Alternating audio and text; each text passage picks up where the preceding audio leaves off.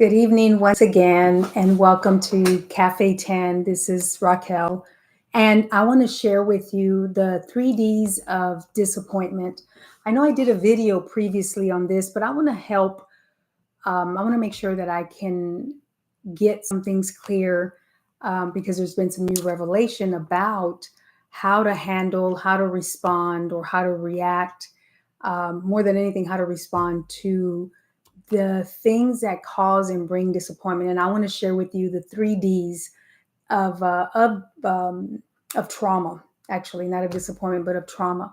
But this is probably the latest one that I've done. But I want to help someone out there who is finding themselves in that place where you feel hopeless.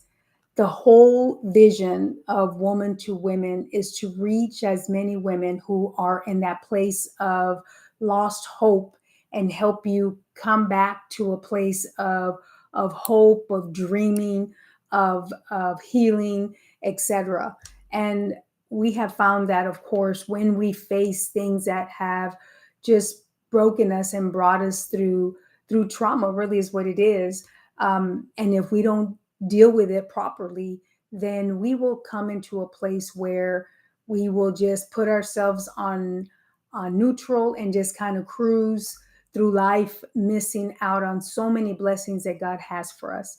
So if you see me looking down, it's because tonight or this morning I have some notes and I want to make sure that I don't miss anything. Here we go. So the 3Ds of the 3Ds that cause trauma are divorce, disappointment, and death.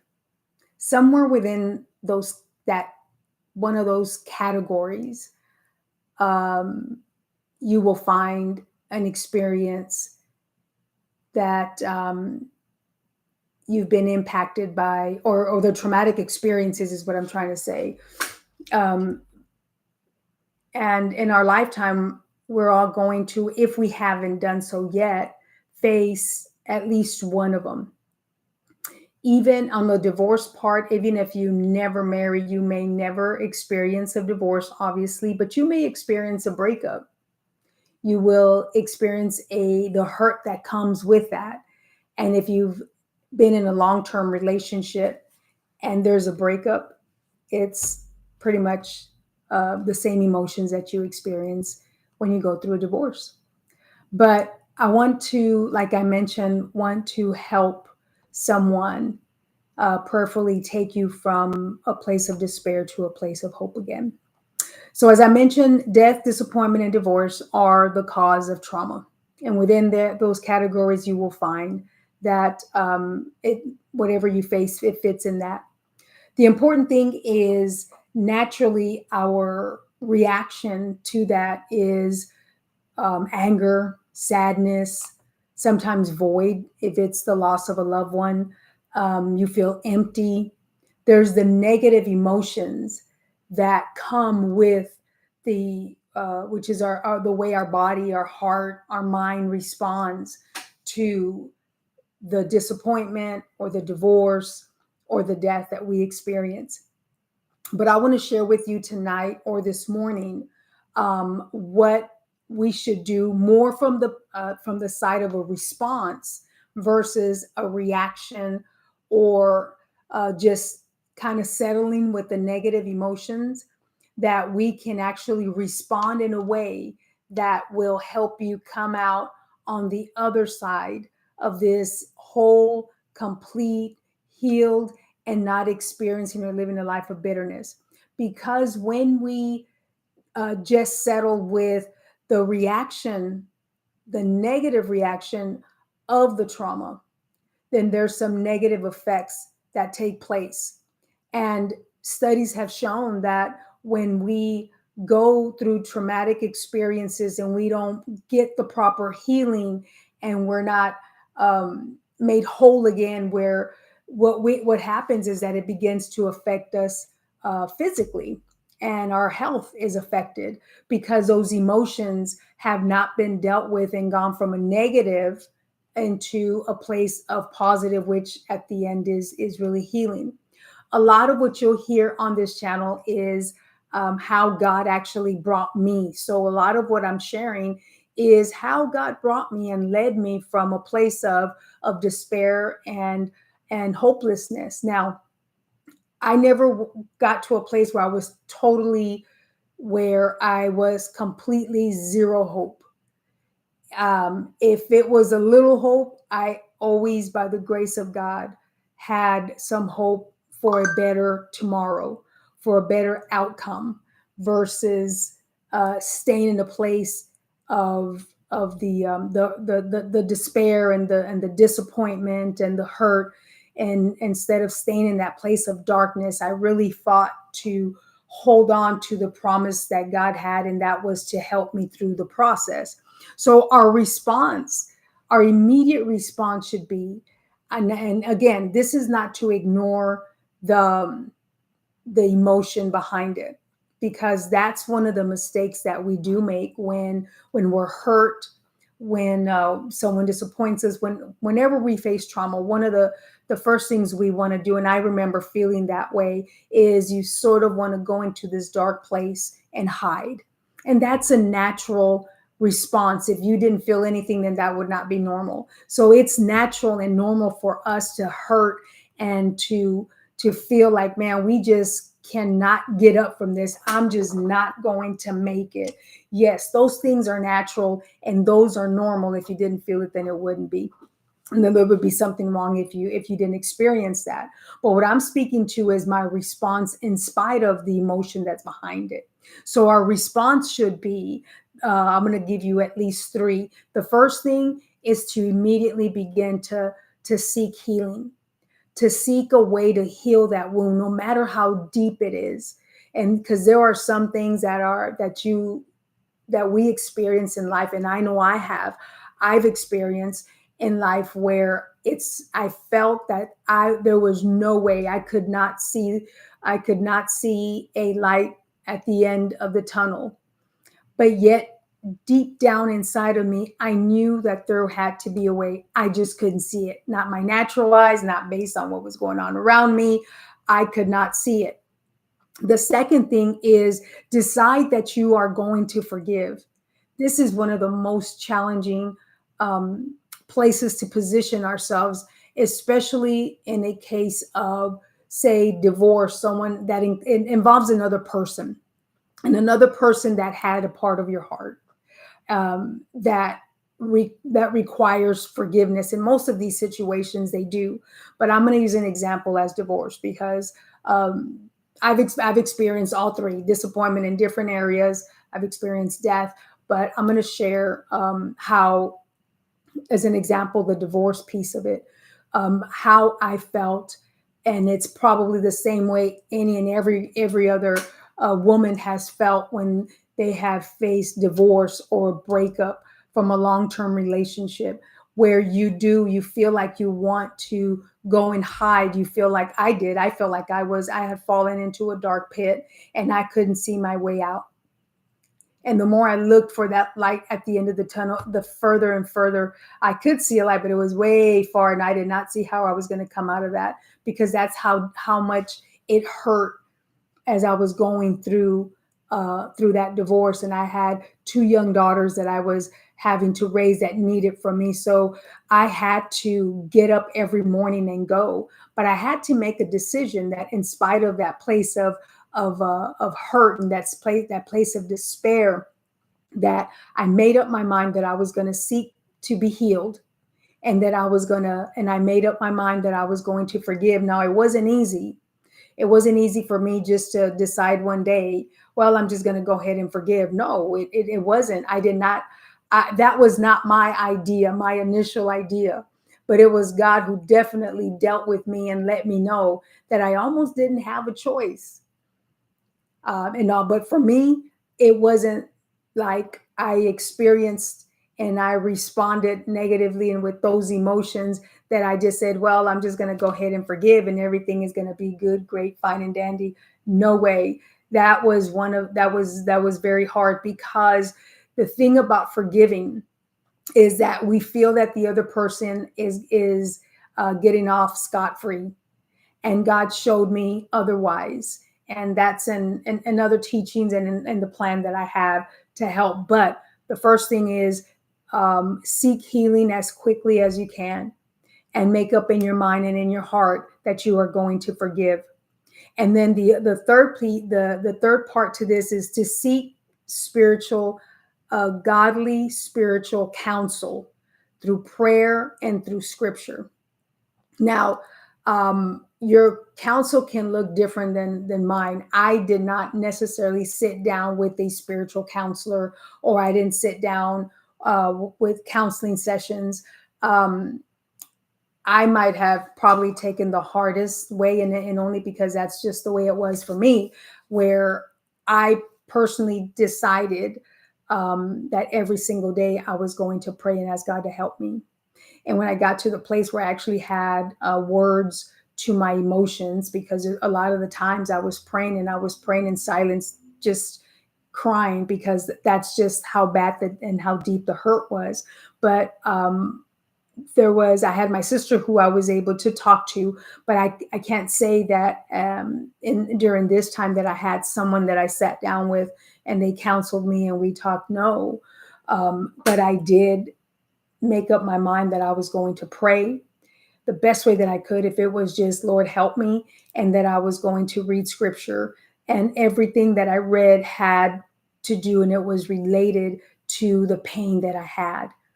I looked up scriptures, and did I believe them immediately? No. But when I started believing them, I was literal about it. I found scriptures that fit my pain. And that's the beauty of seeking spiritual counsel. Now, this is so important, because when we don't, I'll share with you what happens when we decide to not go through the process of healing and forgiveness. Because, especially again with divorce, what happens is we begin to morph into those negative emotions.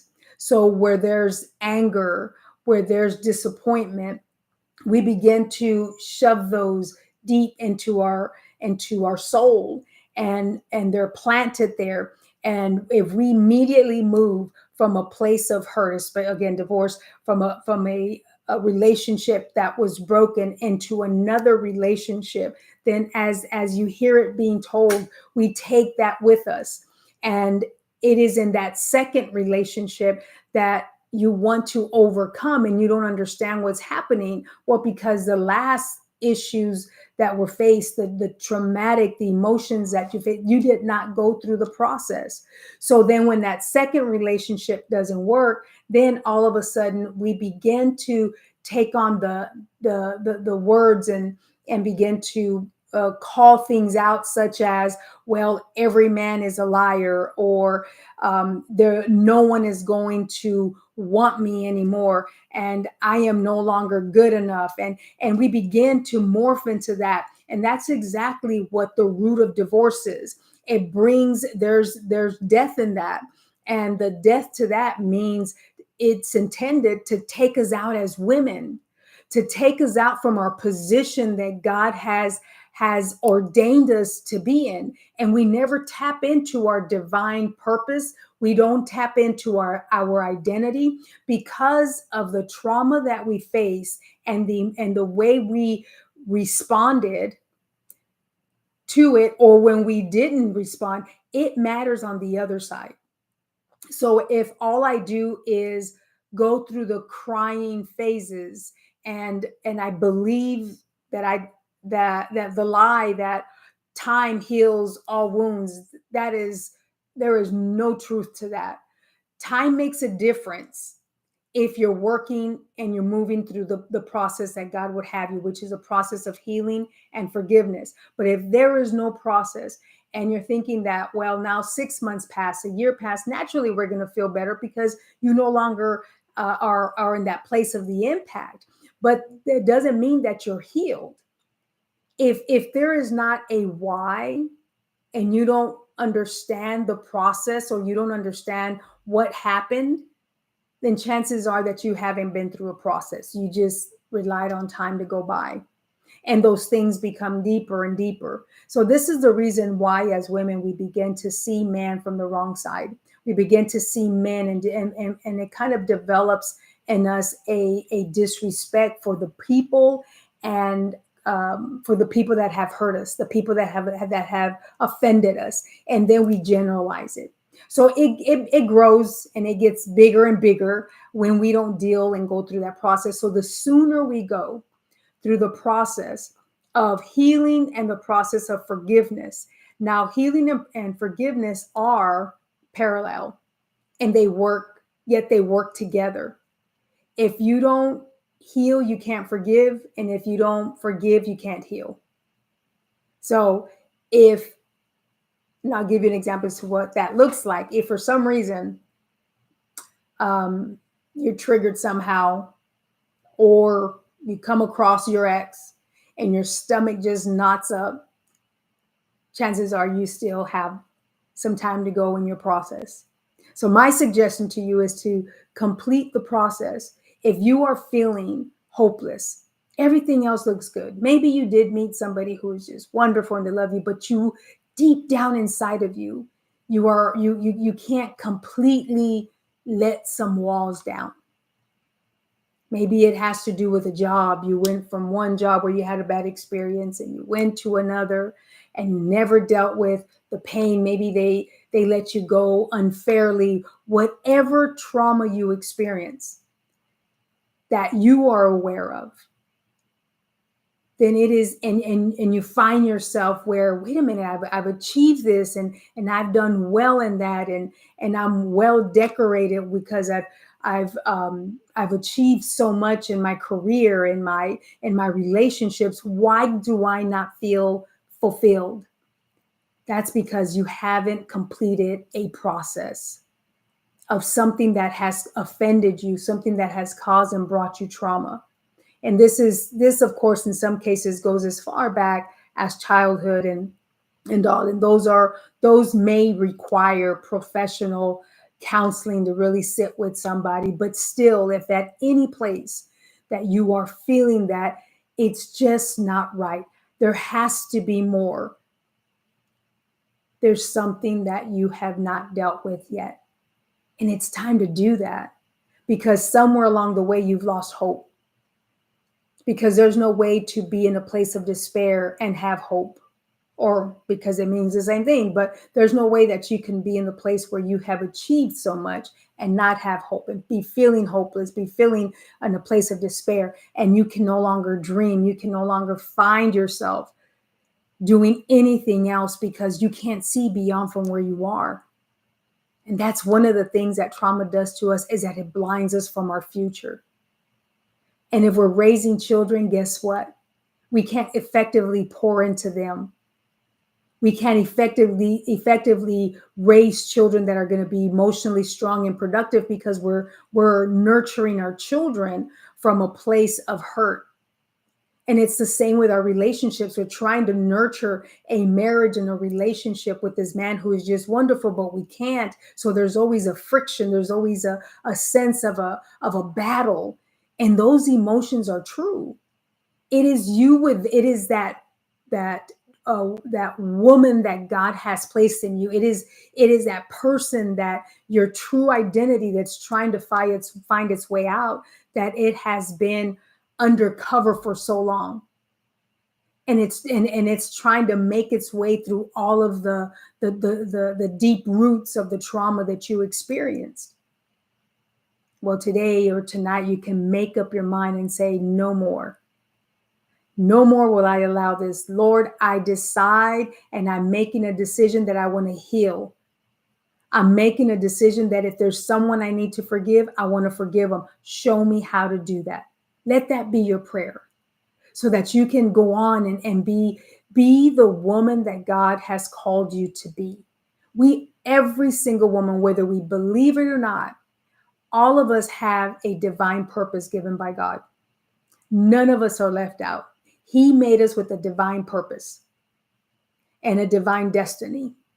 And many of us will die without seeing that, because we put ourselves on cruise, or we've parked ourselves where we feel comfortable and we can no longer find our way back. If once upon a time we were on that path and we got distracted, well, I'm here to tell you that there is hope. There is hope in Jesus Christ to help you come from that place of despair and bring you back to a place of hope, where now you can see your husband as a man of God that he has blessed you with. You can see your children as children with purpose and with a destiny. You can see your career as you can see God's hand working through you in your job, in your career, and you can continue from where you feel that you've left off.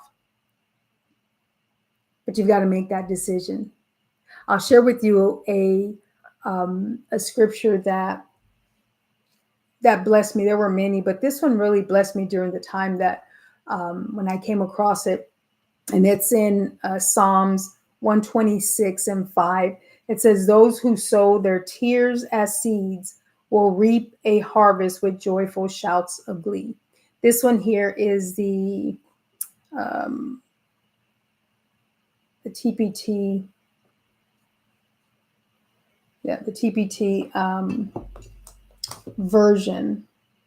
And so what is that saying? To me, what it told me is that, one, that I had hope, that there was hope in my tears, that even though I was crying, that it was only for a season, that if I was going to come back, if my tears were actually seeds that I was putting down, then that means that there was going to be a harvest. So in the moment of despair, of crying, of pain, even if it's an old issue, if you find yourself that God is going to take you to a place of something that was old, the tears that you cry going through the process of overcoming that, there's a harvest that awaits you. And that harvest is going to bring joy. And the reason it brings joy, after, of course, the crying of tears that are seeds that are being laid down, the reason that it brings joy is because of the fact that you're going to find the healing that you need. And when God heals that place, heals our heart, and renews our mind, then you can't help but to feel joyful. You can't help but to feel the strength that God has restored and given back to you. You know, we waste time. We literally waste time dealing with the challenges or working our way through the hurts that we've experienced. But when we surrender to God and ask Him to heal us and ask Him to make us whole, oh my gosh, we can't help but to be joyful. And it is amazing.